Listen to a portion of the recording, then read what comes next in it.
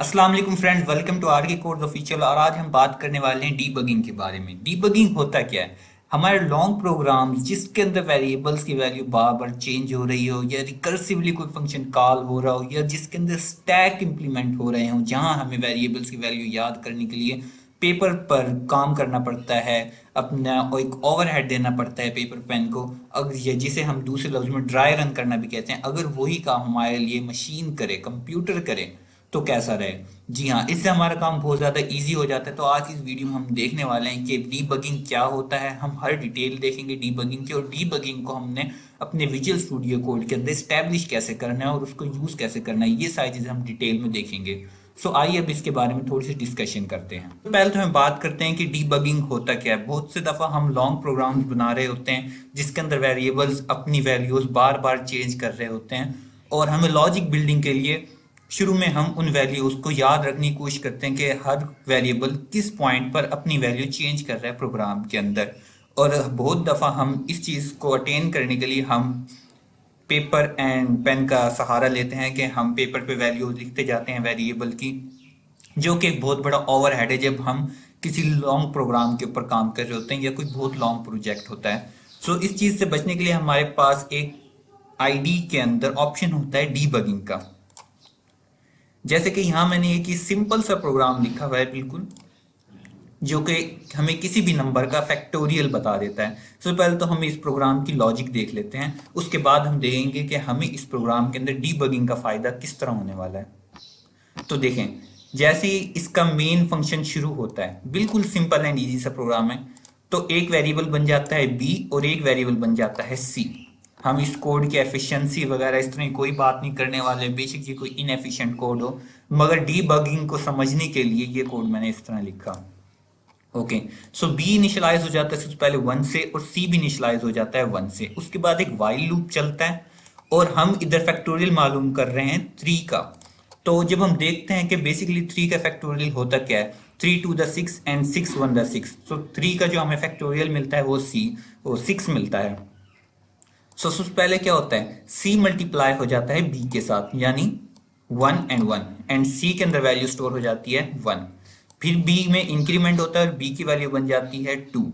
सो अब सी जब मल्टीप्लाई होगा तो 1 मल्टीप्लाई होगा 2 के साथ, और जो हमारे पास अब सी में वैल्यू स्टोर हो जाएगी वो हो जाएगी 2। देन बी में इंक्रीमेंट होगा, बी बन जाएगा 3, और 3 फिर मल्टीप्लाई होगा 2 के साथ। सो जो हमारे पास फाइनल सी के अंदर वैल्यू स्टोर होगी वो होगी 6, और 6 को ही हम अपनी लास्ट स्टेटमेंट के अंदर प्रिंट करा रहे हैं कि ये हमारे फैक्टोरियल का final answer as a 6 which is the factorial of 3। So अब इसे डीबग करते हुए हम चाहेंगे कि जो हमारी आईडी है वो हमें हर लूप की इटरेशन के अंदर, यानी वाइल लूप की हर इटरेशन के अंदर हमें जो वैल्यूज चेंज होकर मिल रही हैं सी एंड बी वेरिएबल की, वो खुद ब खुद बताए। तो देखते हैं ये किस तरह होगा। डीबगिंग शुरू करने से पहले हमें कुछ ब्रेक पॉइंट्स की जरूरत होती है। ब्रेक पॉइंट्स वो पॉइंट्स होते हैं जहां हम चाहते हैं कि प्रोग्राम पास हो जाए, यानी कि प्रोग्राम की एग्जीक्यूशन रुक जाए। उस लम्हे के ऊपर जो हमारे पास मुख्तलिफ वेरिएबल्स की वैल्यूज हैं वो हमें मिल जाए। तो मैं चाहूंगा कि हर दफा वाइल लूप की इटरेशन से पहले, हर दफा वाइल लूप की नेक्स्ट इटरेशन से पहले मुझे तमाम वेरिएबल्स की वैल्यू मिल जाए। सो इसके लिए अब मैं एक यहाँ पे ब्रेक पॉइंट लगाने वाला हूँ वाइल लूप के ऊपर। तो ये जो रेड कलर का मैंने डॉट लगा दी यहाँ पे, ये ब्रेक पॉइंट लगाएगा। होगा क्या, एग्जीक्यूशन के दरमियान जब भी हम वाइल लूप के ऊपर पहुंचेंगे, सो हमें जो हमारी आईडी है वो हर वेरिएबल की वैल्यू बता देगी। सो आइए अब इसकी डीबगिंग का सेशन शुरू करते हैं।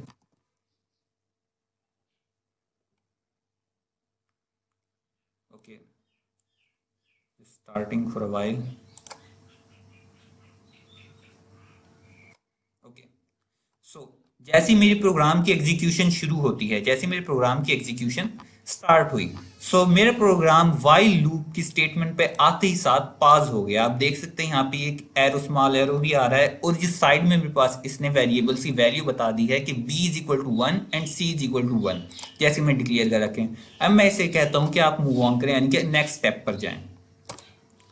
आईडी स्टेप पर आई, और यहां आकर फिर पास हो गया हमारा कंपाइलर, और कह रहा है कि अभी भी मेरे पास वैल्यू बी और सी की 1 है, और मैं इस स्टेटमेंट को एग्जीक्यूट करने वाला हूं। और इस स्टेटमेंट की एग्जीक्यूशन के बाद जाहिर बात है हमें वैल्यूज में फर्क कुछ ना कुछ नहीं, अभी तो हमें कुछ फर्क नहीं मिलेगा क्योंकि सी की वैल्यू भी 1 है और बी की वैल्यू भी 1 है।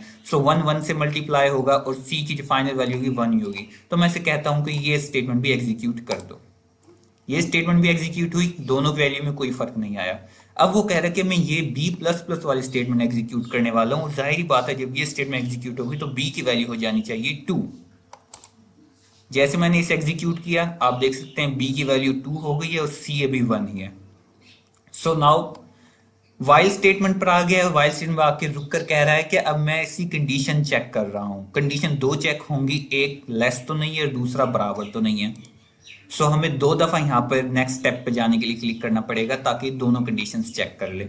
सो नाउ सेकंड क्लिक, और अब ये स्टेटमेंट लगा फिर रुक कर कह रहा है कि अब मैं ये स्टेटमेंट एग्जीक्यूट करने वाला हूँ। और अगर हम अंदाजा लगाएं तो मेरे पास सी की वैल्यू इस वक्त है 1 और बी की वैल्यू इस वक्त है 2। सो 2 1 दैट 2, सी की वैल्यू मेरे पास हो जानी चाहिए 2। ये देखें सी की वैल्यू 2 हो गई है और बी की वैल्यू इस स्टेटमेंट के एग्जीक्यूशन के बाद हो जानी चाहिए 3। सो बी की वैल्यू 3 अटेन करने के बाद अब हम नेक्स्ट स्टेप की तरफ जाएंगे। यहां उसने देख लिया कि वाइल की जो दोनों कंडीशंस हैं वो ट्रू हैं। सो अब हम इस स्टेप पर आके हमारी एग्जीक्यूशन फिर पास हो गई है और अब हमारे सी की वैल्यू हो जानी चाहिए 3 इंटू 2 6। सो जब मैं नेक्स्ट स्टेप पे जाता हूं सो ये देखें सी की वैल्यू मेरी हो गई है 6 एंड बी इस स्टेटमेंट के एग्जीक्यूशन के बाद होनी चाहिए 4।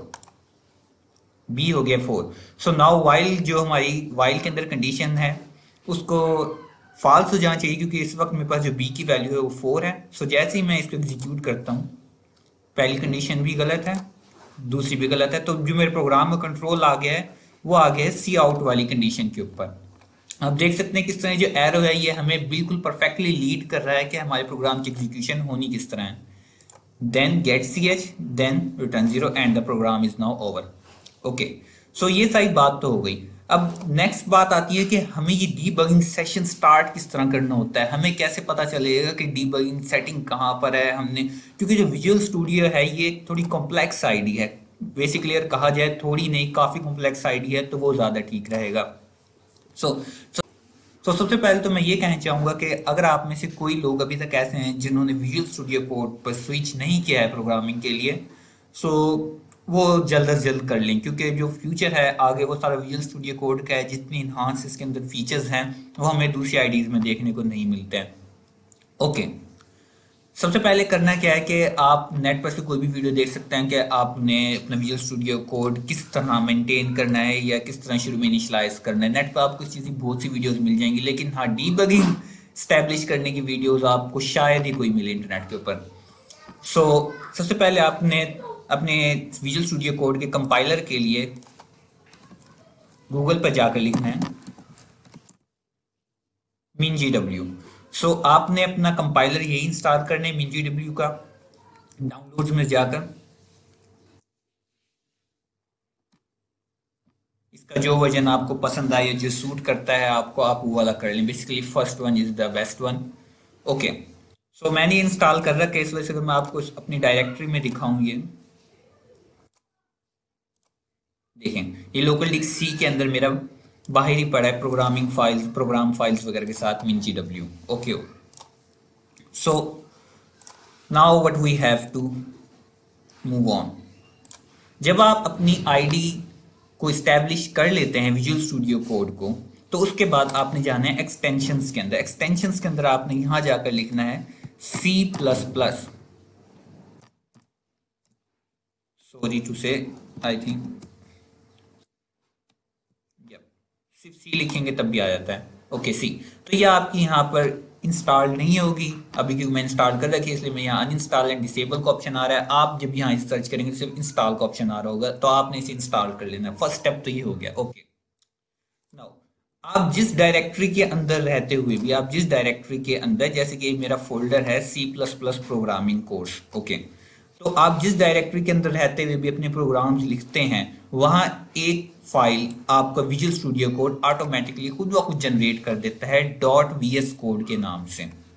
आपने इस फाइल को जस्ट ओपन करना है और इसके बाद जो इसका launch.json है इसको ओपन करना है।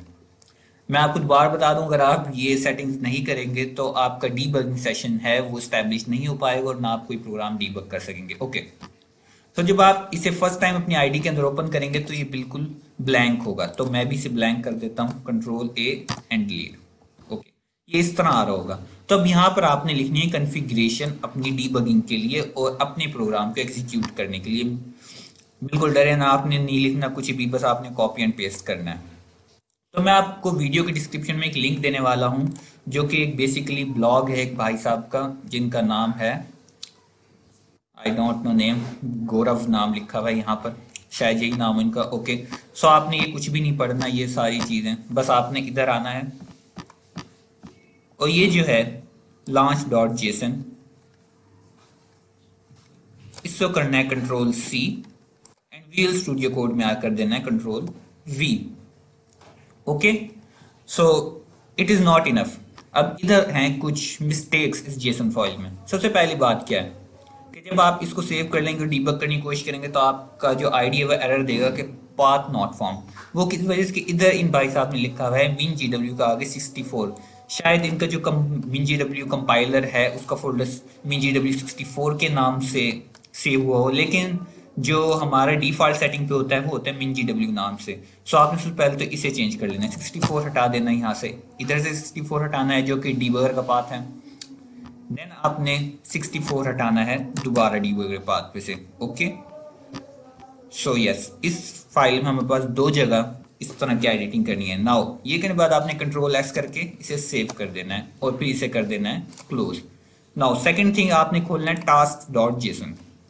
इधर जो कुछ लिखा हुआ है आपने कंट्रोल ए करना है, कंट्रोल ए करना है और डिलीट कर देना है। देन आपने भाई साहब का ब्लॉग खोलना है और इस ब्लॉग में ये टास्क वाली जेसन फाइल है, इसे कॉपी करना है और इधर पेस्ट कर देना है। इधर भी वही सेम मिस्टेक को आपने ठीक करना है, 64 को हटा देना है।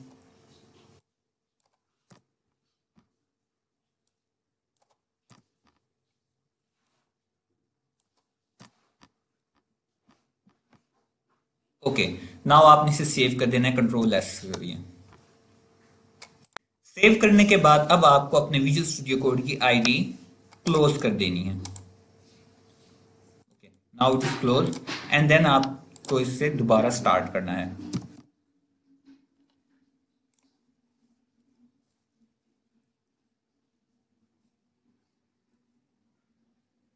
Okay, so now it started. और जब मैं दोबारा अब अपना प्रोग्राम चलाऊंगा तो वहां पे डीबगिंग सेशन मैं आपको दिखाता हूँ। कहाँ गया?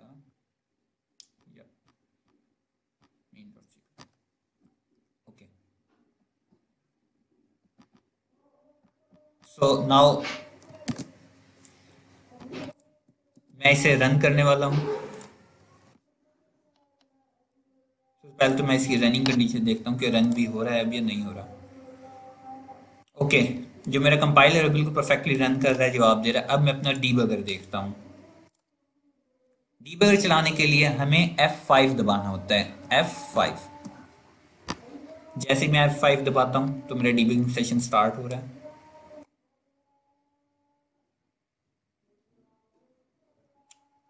And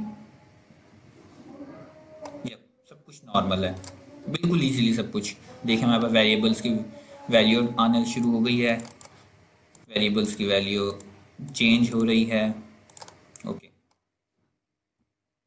okay, everything is alright. सब आपने देख लिया है कि डीबगिंग हमारे लिए कितनी यूजफुल है। डीबगिंग हमारे पास वहाँ बहुत ज़्यादा यूजफुल हो जाती है जहाँ हम प्रोग्राम्स के अंदर रिकर्जन यूज कर रहे होते हैं, या जहाँ हम प्रोग्राम के अंदर अपने जो कोड्स हैं वो इतनी ट्रिटल कॉल कर रहे होते हैं कि हमें समझ ही नहीं आती कि हमारी वेरिएबल्स की वैल्यू कहाँ चेंज हो गई या कहाँ एरर आ रहा है। डीबगिंग का बेसिकली मतलब ये है कि बग्स को तलाश करना। सो आई होप कि आपको समझ आ गया होगा कि आपने अपनी आईडी को डीबगिंग के लिए किस तरह इस्टेब्लिश करना है और डीबगिंग को किस तरह यूज़ करना है। सो मिलते हैं नेक्स्ट वीडियो में, तब तक के लिए अल्लाह हाफिज़ and kindly subscribe, like and share the channel which is most important part for me. अल्लाह हाफिज़।